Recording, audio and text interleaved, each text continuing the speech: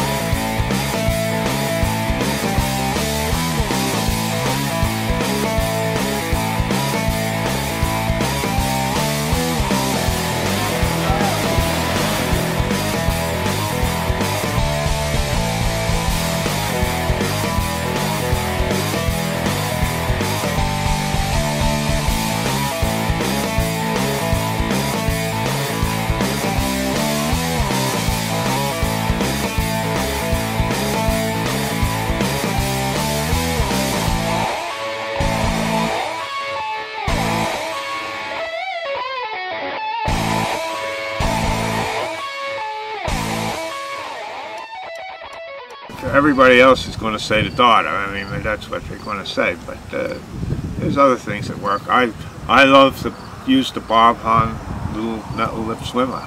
Like that picture I had on the cover of the Fisherman '96. I got that fish, 48 pounds. That was 50 pounds probably when I caught it. It was 47 when I weighed it in 2 days later. I got that on a bob on. A swimmer with 1/0 hooks on it, and they were able to land that fish. So I like that, use the metal lips, because I love the way the fish comes up and hits that in the daylight and the tail comes out of the water slashing on the top. I mean, it's just, that's the most exciting thing.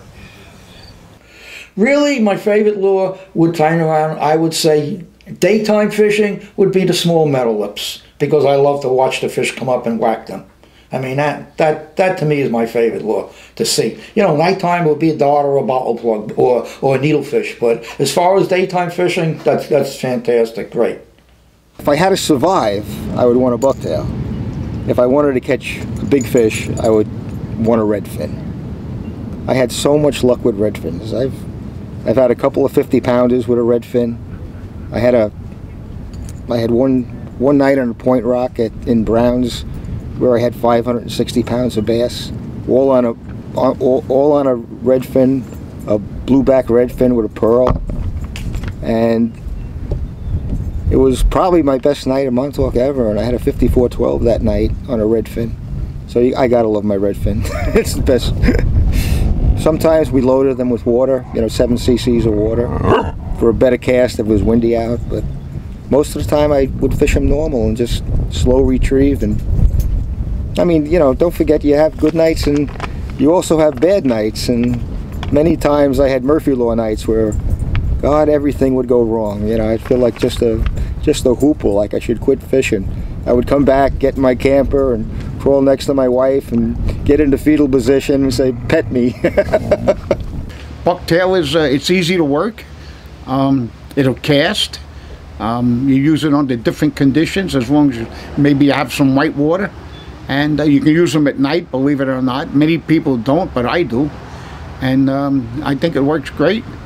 I probably would pick the darter because I can cast good with it.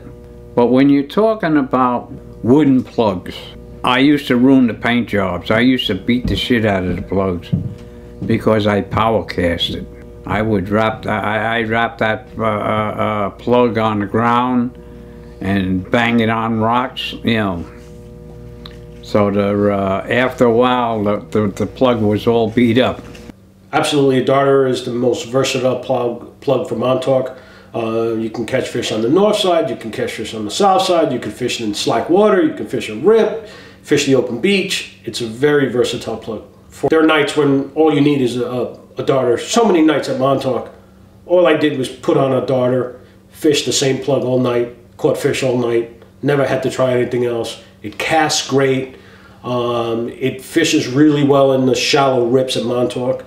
A lot of other plugs either don't cast as well, they dig in too much.